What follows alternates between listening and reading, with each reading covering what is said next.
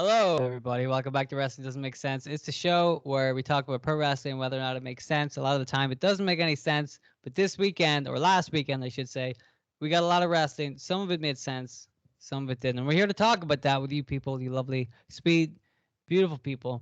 I assume only beautiful people watch this show or listen to the show, I would imagine. Yeah, definitely. So let's start off with CM Punk that started this whole weekend of activity off. That was on the episode of Rampage, second episode ever of Rampage, AEW Rampage, on Friday night. CM Punk turned up. He cut a promo. Everybody loved it. What did you think about Charles Montgomery Punk? I think it was everything it needed to be, really. Like, he came in, he made some vague shots at WWE, which sort of everyone expected, but then kind of turned it around and was more positive about this new beginning and what he hopes to do with AEW, and like putting a few people over as well. Like the first thing he did was mention feeling like Britt Baker in Pittsburgh, and then hyping his match with Darby Allin as well coming up at the next pay-per-view. So I think it was a very positive introduction to AEW for CM Punk, and it felt good to see him back in a ring for the first time in a long, long time. I agree with that. It was nice to see him. He's looking good. He seemed like he was having fun. I, I as much as I dislike AEW, I really like CM Punk. And fair play to them. They did a good job. They were smart. They said, let's have Punk open the show. What could go wrong with this? And nothing went wrong with that part. Yeah. Because I didn't watch the show. I watched the highlights, not the highlights, the full YouTube coverage of CM Punk's promo, because I knew I didn't have to watch the show. And it's interesting that nobody else figured this out. But I had seen the card for the show. It was so interesting that I don't remember any of the matches on the show. And again, it didn't have to be that good because CM Punk was there. That was the point. CM Punk was there. Who gives a fuck? Yeah, Right? yeah, yeah. But couldn't they have done something? See, that's what I wanted to see. I want to see Punk doing something. That's what I'm interested in. I want to see Punk. It's nice for him to turn up and talk and slag off the WWE. We do it all the time. But I want to see him do angles. I want to see him do stuff because that's where the money is. It's not just Punk talking. And that's where they're going to get themselves into trouble. If they just have Punk come out and talk all the time, they're going to fuck it up. You need to have Punk doing something because that's what people want to see. That's what's really important, to see Punk actually doing stuff because that's what he's good at. He's good at everything, god dang it, and not just at talking. But the trick is whether or not they can follow up with CM Punk's arrival with CM Punk's booking, because you may have been pretty critical about the AEW's booking. They're very good at putting on matches, right? Yeah, for the They most can part. they can put on interesting matches that people want to see, but I don't think they're very good at booking those matches. I think like they're not very good at getting there. They're very good at ending the journey, but they're not very good at getting there, which is a shame because a lot of the time you find out that the destination is as much fun, if not more fun, than the journey. You know what I mean? If Yeah. I ruined that, Yeah. I meant the journey is as much fun As as the the destination. destination. Yeah, yeah. I knew what you meant. Thank you. But if there's no destination, or if there's no journey, but the journey is just a fucking car wreck, then who cares if they get there on time or not, right? It's not going to be fun. So I want to see what they do. And my issue is they have and you can argue with me about this if you want, but they have a terrible track record of keeping the pressure on, right? What Yeah. happened to FTR? The best tag team in the business. They are no longer the best tag team in the business because they don't do anything, right? Chris Jericho went swimming in orange juice not that long ago. Yep. Chris Jericho. You know what I mean? They're not good at keeping the pressure on with these people. Yeah, yeah. Moxley was a amazing champion when he got there. What's he up to now? Apparently feuding with 2.0, who were just jobbers on NXT like a month ago. Well, now apparently these guys are pretty good. Like it's Yeah, another one of those cases of the WWE not giving them a chance and AEW giving them a chance, right? mm-hmm. But how, how often is that going to work? Yeah. They don't have enough TV time for all these people. They have a lot of people, and even though they have 2 TV shows and 2 YouTube shows, the YouTube shows don't count. No. That doesn't count. It's ridiculous. I refuse to count that. So it remains to be seen how they handle CM Punk, and also like I imagine he probably has a level of creative control in what he does. But again, if you look at the history of AEW and look at the executive producers that have their own creative control, you find out that the Cody Rhodes stuff is usually to me is a lot of fun, and then the Young Bucks stuff and the Kenny Omega stuff is just a completely different direction. It's just nonsense. It's schizophrenic to have something serious and then immediately go to this crazy bullshit, right? Yeah. And it says to me that it's just these guys coming up with their own shit without thinking about how the show itself. So CM Punk can, I have no doubt that CM Punk can definitely come up with great storylines for himself and whatever opponent he has. But that's not going to stop the rest of the show from being, weird and strange and just so I'm interested to see where they go with the CM Punk. But again, the issue is it's not just CM Punk because we've heard that Daniel Bryan's coming in. Adam Cole is now a free agent and is likely to be turning up on AEW. I've heard rumors that Bray Wyatt is on his way to AEW, which I think is a bad idea. But if Mm-hmm. that happens, those are 4 big names that you need to capitalize on and you need to use. You need to use those guys, right? Yeah, and well, the fact they're all coming in quick succession as well means it's harder for them each to come in and have an impact and still feel like a big deal because like you're almost jumping straight onto the next thing before like the previous thing has had a chance to kind of settle in. So Mm-hmm. it's going to be a weird situation where I don't know how they're going to have room and how they're going to be able to balance everything, especially with all the like guys who are still there at the moment as well. Like we've said before, how bloated the roster is, and with these other like ex WWE guys coming in as well, it just kind of seems like everyone else is getting shuffled off onto the YouTube show, and like AEW isn't really gonna have any homegrown stars anymore. It's just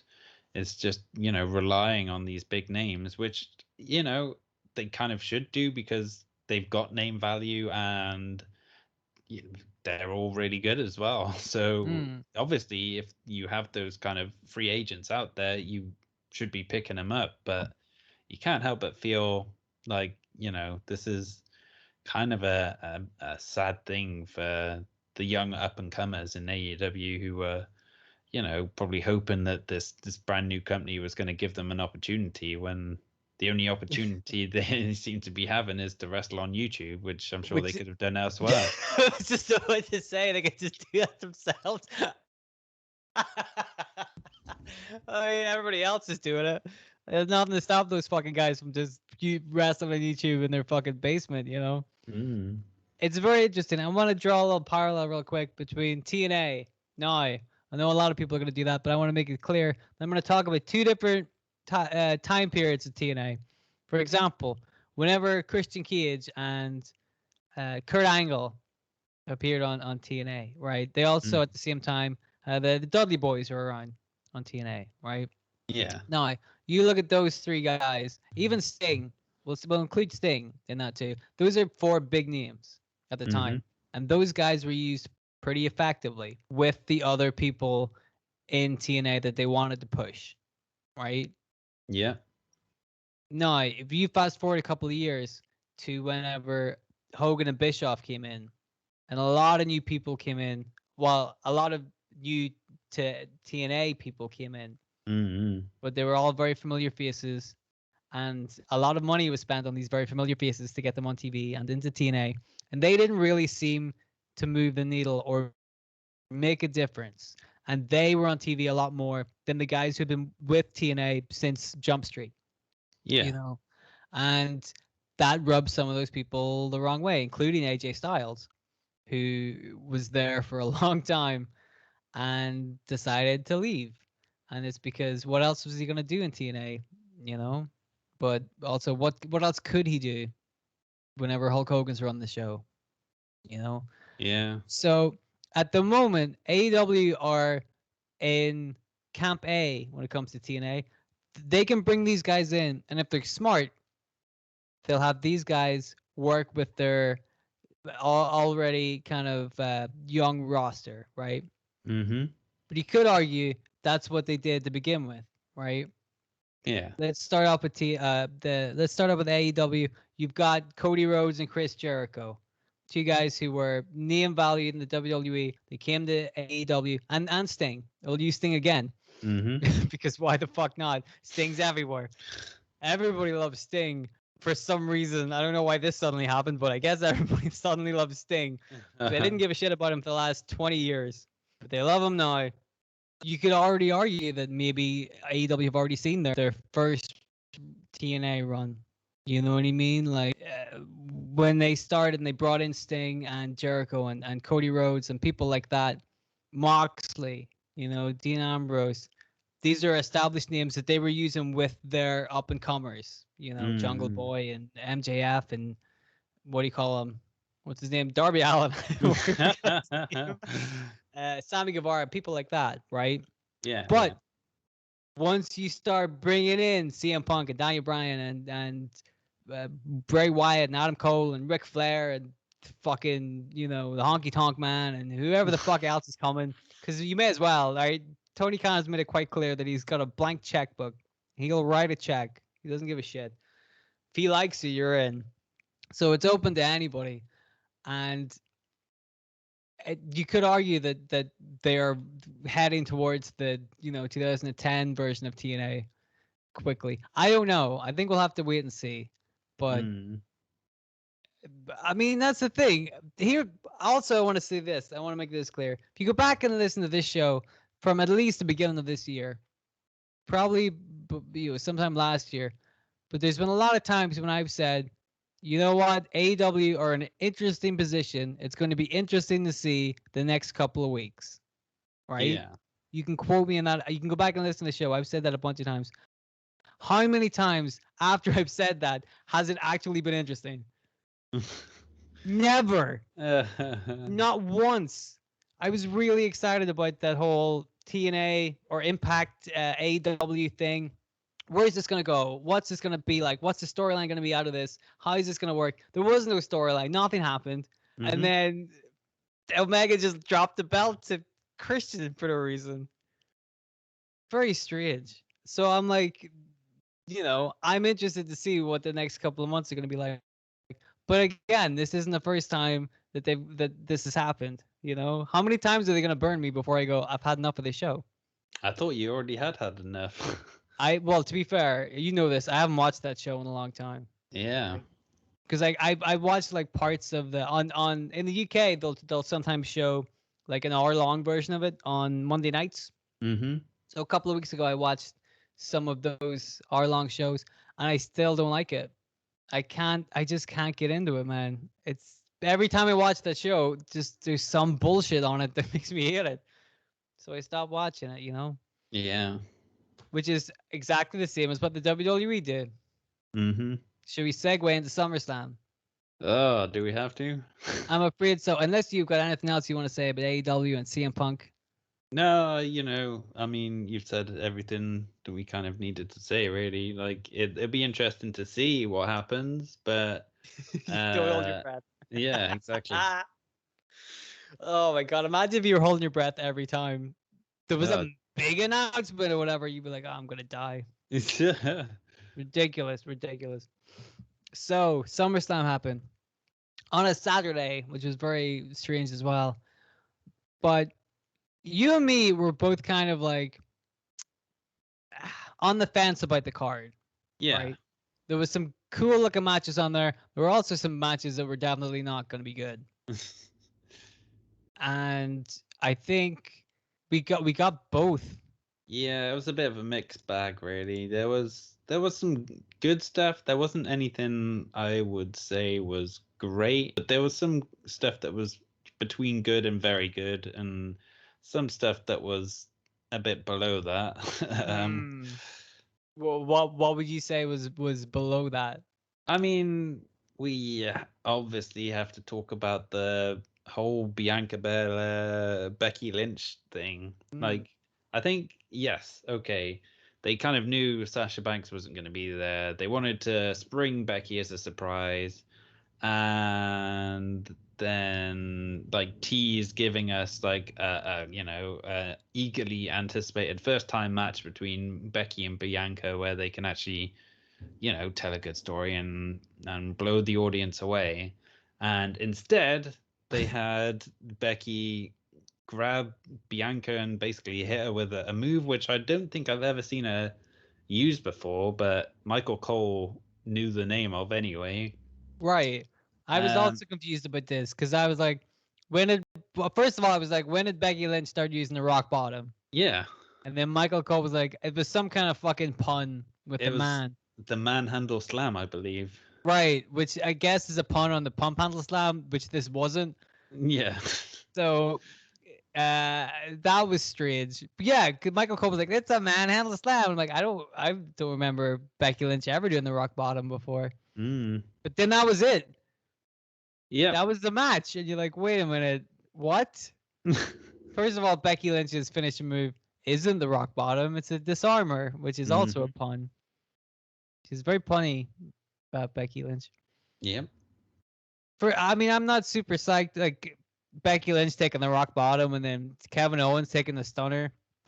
Well, it was always going to happen, wasn't it? You can't keep these famous moves in mothballs just because the wrestlers who famously used them have moved on. So Seth Rollins using the pedigree, remember that? yeah, that was a bit weird though because Triple H was still around when he was using it. Well, you know what's weird? Mikey Whipwreck used to use a stunner. Mm, He called it the whippersnapper, I believe. yes. Right whenever Steve Austin was in ECW. Yeah, before Steve Austin ever did a stunner in the WWE. Did he get it? He must have got it from Mikey Whipwreck. Well, I think he told a story about him getting it from someone else, but I That's can't remember bullshit. who. I think it was Michael Hayes, maybe, or I Michael don't know. he is. Yeah, I refuse to believe it. He got it from Mikey Whipwreck. My Mikey Whipwreck not getting the props that he deserves. Bullshit. anyway, Sorry. SummerSlam. Yeah, so this whole thing, it seems like the goal here is to turn Becky Lynch heel, which is apparently something that she wants to do herself. And I guess if Sasha Banks isn't going to be around for a while, because we don't really know what's going on with her situation at the moment, SmackDown is kind of lacking in a credible heel. So okay, that makes sense, I guess, but it just feels like a weird way to bring Becky back after like she's been gone for 18 months or whatever. Well, probably not that long, but almost. And then to have her, get this monster pop from the crowd who are excited to see her back and then immediately turn her heel again. It seems just like a really weird decision to make. Yeah, I don't really get it either. I mean, Bianca Belair had been doing such a good job since WrestleMania up to Mm, now, just being dominant and kick ass and ruling the division, and which is really nice to see somebody new and fresh who could actually handle it and could work with it. She was flawless, pretty much over her whole run. To have it end like this against Becky Lynch is so surprisingly very strange. I don't get it. You know, I yeah. don't. I don't know if people want to see Becky Lynch as a heel. I don't get it. The whole thing just doesn't seem very well thought out at the moment. But at the same time, how many times have we said you can't really judge something by like the first part of the story? You kind of need to keep watching and see where they go with it. So who knows? Maybe on SmackDown this week they'll kind of have a perfectly good follow up. But at the Hmm. moment, we're just like scratching our heads a little bit, I think. What are the chances that on SmackDown they will explain everything perfectly? I mean, It's this got to is be the slim to none, WWE. right? Yeah, come on. When have they ever, knocked out the park? True. Hey, speaking of that, I'd like to talk about something else that happened at SummerSlam. Go on. Eva Marie versus Alexa Bliss. Ooh. Right. You watched this match? Yeah, unfortunately. It's that was not good. No. And I don't know what the fuck. Because we before last week we were talking about how strange it was that this match was happening at all. Mm-hmm. And then the match happened. And this whole Eva Marie dewdrop thing. Oh, what the fuck? Like none of it. There's no end game. There was no beginning game. None of this makes any sense. Oh boy, I don't know. That was not good. I It's remember. funny as well. Like before SummerSlam, I'd seen reports saying that, depending on the success of Alexa's match and the merchandise sales and whatnot, and that would decide whether or not they keep doing this Lily stuff. Hmm. And you kind of look at it, and it's like, wow, the fans didn't enjoy that. I wonder how many like T-shirts and shit they sold, because I don't see why anyone would want to buy into this whole doll thing, because it doesn't seem to be working very well. But Well, yeah, like the doll thing is stupid, right? But disregard that. If you look at like if those rumors are true, and the guy who's like, this match is gonna determine whether or not Lily sticks around or not," right? That match was nothing. mm-hmm. Nothing happened in that match. It was a really shitty. Like that shouldn't have been on pay-per-view. No. Right, that should have just been on a dick ass episode of Raw, because that's like nothing special happened, nothing interesting happened. It just kind of went on for a couple of minutes and then ended. Like, you couldn't use that to judge whether or not Alexa Bliss's thing is getting over or not, because nobody cared about, like, the match was thrown together, had no build, and so nobody cared about the match when it came in. You know, so I, I don't know how anybody could look at that match and make any kind of judgment call. I think if you wanted to make a judgment call, look at all the other Alexa Bliss matches and go, maybe we shouldn't have her with fucking ink coming out of her face, right? I also want to bring something else up real quick. Now that we're talking about ink coming out of the face, uh, Edge, right? Yeah. Is this cool brood intro for his match with Seth Rollins, Mm-hmm. which is really cool. He had the sunglasses on. He really looked like old Edge in the brood. Yeah. So, and they showed the highlights of how they got there. Him and Seth Rollins and Edge on an episode of Raw dumped a load of black ink all over Seth Rollins. Well, that was on SmackDown, but yeah. Whatever, it's the same show. They said it was like a brood thing, but like it was clearly ink. Yeah, but that's the thing. They can't call it a bloodbath anymore now that it's PG, so they But have it to call wasn't. it a brood bath But it instead. wasn't blood. It was black ink. Yeah, because it's a brood bath, not a bloodbath. But why did the WWE have so much ink? Why did they buy up so? What the like? It's I made this joke before a year ago or something, but it was like they had bought a surplus of something. They're like, we got to use it somehow. Yeah. Keep doing it. We need more ink. I'm like, well, I don't understand this at all. It was ridiculous. But hey, man. I mean, that Well, was fun. I it was liked a good Edge match. versus Rollins. I thought that was fun. Yeah. But here's the thing. I don't know if you felt like this, but SummerSlam, I didn't stay up and watch the whole thing because I was like, fuck that. Started at 1 o'clock and it didn't end until 5 in the morning Mm. in the UK. So I was like, I'll watch this tomorrow. But a lot of the matches were kind of like, I don't know. I wasn't like, there was a handful of matches I was like, this rips. This is really Mm-hmm. good. But and there was like 10 matches or whatever, 9 matches. I think what three of them maybe were pretty good. Yeah, yeah, The yeah. rest was just there, you know. Yeah. So I wasn't psyched about that. Anything else you want to say about SummerSlam? I guess we have to talk about Brock Lesnar's return as well, because Yeah, he looked great, didn't he? he looked phenomenal, like a Viking god, like just marching down to the ring. He was, he looked like he was there to kill someone, and then he kind of didn't. He just stood and like glared at Roman Reigns until Roman Reigns backed off. So, but I mean, the thing is, like in the moment, I quite enjoyed his return, and the idea of doing a Brock versus Roman match with the like positions reversed. So now Brock is the face and Roman's the heel. At least that's switching up the dynamic. But at the same time, you kind of think like, man, it's just it's still the same thing that we've seen several times before. Like I don't know how many times they've fought each other at WrestleMania now. I think it's like 2 or 3, but it feels like a match which has been done to death, even though this is like a slightly fresh take on it.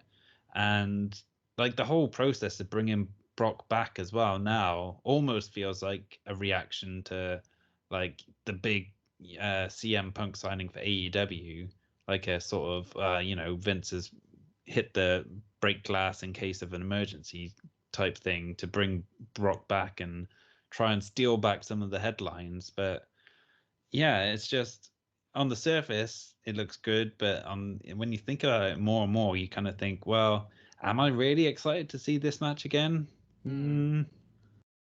I mean, there's intrigue, and like you said, the roles being reversed, but also the Paul Heyman factor.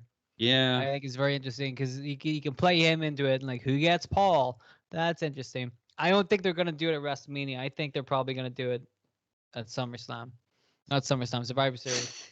But yes, I agree with you in that we've seen this match before. That's no great shakes. I don't think that Brock Lesnar coming in is like a reaction to CM Punk because it's not a surprise. Oh, it was a surprise to me. Right, but Brock Lesnar being like, it's a surprise in that we didn't know when Brock Lesnar was going to turn up, but also Brock Lesnar at some point is probably going to turn up in the WWE, right? Lesnar's not going to AEW. No. Christ knows. So Lesnar is one of those guys that they just trot, like him and Goldberg are the guys they trot out 2 or 3 times every year, and it's supposed to pop the ratings or whatever. Like we know this. It's not a big. It's a really, it's Lesnar is Lesnar. He's fun to watch. He's good at what he does. But his appearance just turning up isn't that big of a deal. It's what happens after this. It's a big deal. And Lesnar has a habit of not really turning up for every single show in between every pay-per-view. So God knows when we're going to see what happens next. I don't know. I'm interested, but we'll wait and see. I think it's very interesting though that AEW got some of the biggest buzz that they've ever had with CM Punk coming in on Friday, and SummerSlam was on Saturday, and is apparently like the biggest. What was it? The biggest wrestling audience that WWE has ever had? Not ever had. I think it was the biggest, well, the highest grossing SummerSlam they've ever had, and the most viewed SummerSlam they've ever had. I think it was up like in terms of viewing numbers by 55% from last year and 29% from 2019 as well. Whereas the live gate was 4 times the live gate for SummerSlam 2019, and merchandise sales was up 155% as well. So that's wild.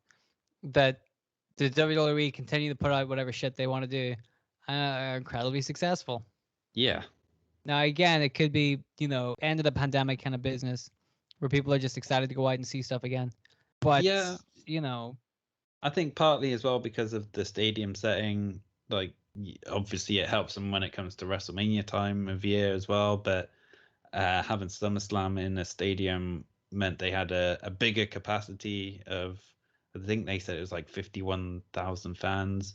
And they're going to go back there to the same venue next year for Money in the Bank as well. So it seems like maybe these stadium shows will become more of a norm as well for like some of the bigger pay-per-views. But yeah, if they're money makers, why not do that? Very interesting. I guess we'll have to see. The AEW WWE war continues. Oh, speaking of, NXT had their takeover show on Sunday, the day after SummerSlam. What did you think of this show? It was okay. It wasn't the best takeover of all time, but there wasn't really anything on it that I would have said was bad, and there was a truly special match as well between Walter and Ilya Dragunov, where they just beat the ever-loving shit out of each other all over again. Probably one of the most physical matches I've ever seen, which is exactly what I said about their first match in NXT UK last year. So that was a lot of fun. But the rest of the show was just a bit meh for me. It was okay. I agree. Walter versus Dragunov was a lot of fun. I think their first match was a little better, but I still enjoyed this one. They really did beat the shit out of each other, Yeah. which was lovely. Dakota Kai didn't win. Yeah, disappointing. I thought that was a fucking slam dunk. Mm. It was like I was out of all the matches that weekend, I'm like, that's the one I might have put money on. And she lost. And I'm like, wow, okay. So, like, how bizarre. I would have had Raquel Gonzalez go to the main roster and have Dakota Kai as their champion, but nope. I think it's going to be the other way around. Which is going to be bad news for Dakota Kai. Because she'll suddenly not be a fucking cool ass heel anymore. And she might lose her music. If she loses her music, Oh, man. I am gonna not be happy. Everybody was outraged that Keith Lee's music was different. Fuck that. If Dakota Kai's music is different when she goes to the main roster and it's shit, I'm gonna be angry. Not gonna be happy. But yeah, the takeover was okay. I think, funny enough, some of the big news coming out of takeover is really that Adam Cole has potentially had his last match. Yeah. In NXT, where he lost to Kyle O'Reilly in a match. It was like a 2 out of 3 falls match, but kind of like a 3 stages of hell as well, with like the 3 different stipulations for each fall. I was kind of surprised that this went as short as it did, but like pleasantly surprised, because we've talked before how, certainly Adam Cole as well, tends to wrestle on these takeovers for like 40 odd minutes or something and do too much. But it almost felt like they didn't do enough in this one. And but even still, it wasn't a bad match by any means, but it was just a bit of an underwhelming conclusion to their feud, really. It was kind of strange how their singles matches seem to have gone on longer than their 2 out of 3 falls match. Yeah. Like, how does that work out? I was kind of surprised by that as well, but again, not in a disappointed way. I'm like, there we go. This is interesting. I think the whole cage stipulation was a bit lame as well, because didn't really feel like they did a whole lot with the cage. Like they didn't really like tease trying to escape or anything, or any of the like normal sort of cage spots. It just felt like, I don't know, just like a weirdly kind of planned out match, really. And I don't know, just very strange. Yeah. Yeah. I don't know, man. Here's what I was thinking about Adam Cole. We've seen him do his matches, and we've liked his matches a lot in NXT. But like we said, there was a real issue with him, kind of, too many false finishes, and the matches go on a bit too long, and you start to lose a bit of the believability by the end of his matches, right? Yeah. So if you look at this 2 out of 3 falls match, clearly either somebody else was doing the aging for this match, or Adam Cole didn't like go all out with this one. Maybe he's saving his best stuff for later. You know what I mean? Which is weird, because you think on his what could potentially be his last match in NXT, he'd want to go out with like a real flourish, but it didn't seem like it was as big as it could have been. Yeah. Which is bad news for Kyle O'Reilly when you're supposed to be putting that guy over. Well, I guess as well they're trying to follow up the NXT UK title match as well, which was pretty tough to follow, obviously. So that is true. They had That's their work cut out from them from the start, really. But here's my point is that if Adam Cole goes to AEW, how long are those matches going to be?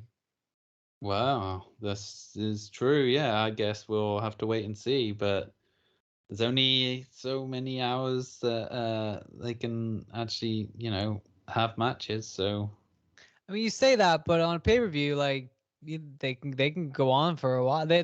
Some of their shows go on for like 4 hours. yeah, regularly the pay-per-views do. So It's ridiculous. See, that again is like ridiculous because I'm not a big fan of these pay-per-views that last too long. mm, I like the WrestleMania was split into two. I don't like.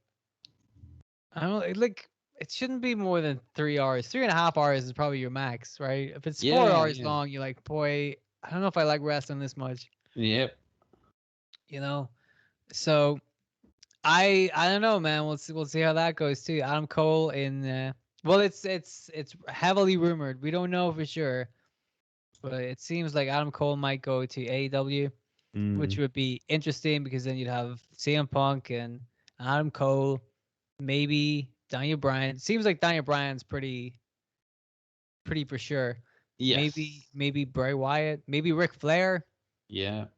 What did I say? How many shows ago was it that I said if Ric Flair joins AEW, all hope is lost? I mean, it's gonna happen. I guarantee it, and I pretty much guarantee he's gonna have a match as well at some point because they can't resist that shit. But isn't that like what we were talking about earlier, like the TNA thing? Isn't that a clear indicator that they've gone to TNA in 2010 as opposed to TNA in 2005? Yeah, And that there's a clear difference between those two. pretty much. But try telling that to AEW fans. They won't see it and they won't recognize there's a problem with what they're doing. They just keep banging the drum. What did people say about the Big Show whenever the WWE were using the Big Show like a year or two ago? They were kind of pushing for his retirement. They're kind of, I mean, making a joke out of him as well because of all of his constant face heel turns. You never knew, where he was leaning at any given time. Mm. So, But I mean, yes. like, people who watched the WWE, were they excited the Big Show was back, or were they saying, "I'm fed up with the Big Show. Why is he back? Why don't put him on? What's the point of putting him on TV when all these other guys are around?" Mm. Are they saying that now that he's got a match against QT Marshall on fucking pay-per-view? I sure Uh, hope so. yeah. Otherwise, that shit wouldn't make any sense. Well, I guess that would be appropriate given what show we're talking about here, because the wrestling doesn't make any sense. Yeah, I Indeed. see. There we go. I don't know, man. It was a very exciting week for wrestling, and I gotta say, I wasn't that excited. I mean, the CM Punk stuff it actually delivered for me, so Hmm. I'm hopeful there and kind of looking forward to seeing what the follow up was. But in terms of SummerSlam, I thought it was a bit meh, and there wasn't a whole lot to kind of sink your teeth into. And NXT Takeover as well, it felt almost like I don't know, like a funeral for NXT almost, because this is pretty much the end of NXT as we know it coming up now, and they're gonna transform it into this new ideal that Vince is pushing for. So yeah, it feels like we're gonna move away from what made NXT work in the past, and it's just sad. It feels like, well, that was the one show that I really enjoyed with it, WWE, and now I'm not sure if it's going to be the same anymore. So I know. How hard is it gonna be to sit through the WWE whenever we might not have NXT? yeah, Like we sat through SummerSlam because we're like, at least NXT is gonna be good, and NXT uh, was okay. Now here's the thing, like with Samoa Joe as their champion, I mm-hmm, don't think things will change too much automatically. Again, we're gonna have to wait and see. Put this down. This is one I didn't expect to have to talk about by the end of the year, because I mm-hmm, thought by the end of the year we'll see where CM Punk is gone. We'll see what the ratings for Dynamite and for Rampage are. I figured it would be a lot of like retrospective of AEW, given the not only the chances they've taken, but also the promises that they've been given to people. I'd like to see how those play out by the end of the year. Didn't expect to be putting the future of NXT on the end of year list as well, but I feel like that's the kind of thing, again, you won't be able to figure out by next week's episode. But in a couple of months' time, we'll know exactly what's happening with NXT. Yeah. And I don't think it's going to be in dire straits just yet, but by the end of the year, we'll know a lot more, and we'll see how that goes. And then it'll be cause for concern. Before we wrap things up, speaking of cause for concern, I want to ask you about this, which is kind of related to NXT Takeover. Karrion Kross was on Raw with a new helmet. Yep. What did you think of this? Well, I think his demolition cosplay was looking pretty good. Right. I didn't think it was that bad. I mean, I don't know. The thing I didn't really like was the like suspenders in the cross, which looked a bit like ill-fitting. And it I don't know, it made him look a bit like a child wearing them. But I mean, it's one of those weird things again where I don't really understand the mindset for adding that to his look and what that is going to do to kind of make him better or get him more over with the fans when why didn't they just bring up Scarlett with him and have them do what worked in NXT? But hey Well, I ho. guess that's where they're going to. There'll be a point where Scarlett turns up and like takes the helmet off, and Karrion Kross can see again. I don't know. I didn't hate the helmet. I thought at least, but it's not like he has to wear it all the time. Yeah, at least he's not like Slapjack or T-Bar or whatever. Yeah. First of all, I like those masks too. People seem to be really down on the masks in the WWE. I'm like, why? Especially these days, whenever all we can talk about is wearing masks. I like it's cool, right? But he's not wearing it all the time, like Mankind or Keen or whatever. He takes it off when he gets to the ring, right? So it's just who cares about that?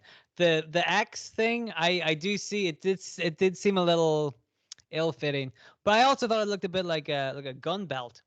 Yeah. Like a belt of bullets, I suppose they would call it. Which I thought was a good look if they can get it right. They can make that a little bit more snug. I think that would be a cool look. I didn't hate it, but everybody did. They were like, "Fuck this!" I'm like, "Come on, man. Is that really the worst thing about Karrion Kross?" Well, the whole X thing as well kind of reminds me of Sean Connery in a movie called Zardos, where I mean just Google that and the Nah. image that comes up is Sean Connery basically in some red underpants with like a red X on his chest, and he looks ridiculous. Zardoz. Yes, Oh, two Z's. Zardoz. Okay, hang on. And yeah, Oh my God, that's exactly what he looks like. he looks ridiculous. Well, yeah, Sean Connery does. And then also, it does kind of check out 1974. I mean, that's right in Vince's pop culture wheelhouse right there. Yeah, that's probably new to Vince. He's just got around to 1974. He's like, have you ever heard of this guy called Sean Connery? Wow, that's amazing. Was it a big floating head? Yeah, it's a weird movie. I haven't seen it. I think I'm going to have to now. What the fuck? But like I didn't hear it as just a look. Like, it is what it is. People were getting very angry about this, but I'm like, is this really the worst thing the WWE have done in the last 5 minutes? You know what I mean? Like, come on, man. There's other shit to be angry about. Get angry about the shitty booking and the way they're using people incorrectly and all of this stuff. Don't get angry about Karrion Kross wearing a hat. Once that hat starts to bleed ink, then we're in trouble. Yeah. But right now we're okay, So this has been a very interesting week for wrestling. SummerSlam, the whole weekend, it kind of under-delivered for us, I guess. The Punk thing was fun. Punk was good. Punk's always good. But other than that, it was a little, it is what it is. So, yeah, there you go. Anything else you want to say about CM Punk and SummerSlam, NXT? Carrying Cross, anything? No, not really. Nope. That's pretty much it. So we're gonna be back next week with another episode. We don't know what it's gonna be about. There's only one way to find out by subscribing, staying up to date. It's very important. Hit the subscribe button and follow us on Twitter. Wrestling W doesn't D M S podcast on Twitter. I don't know. I made the account ages ago and I was like, this is impossible to remember. But it was the only one I could register. It was terrible. Anyway, it's a links in the description below anyway. So whatever. Subscribe here and then figure it out later. But thank you very much for listening. We're gonna be back next week with another episode. So we will see you guys later. Take it easy. Bye bye.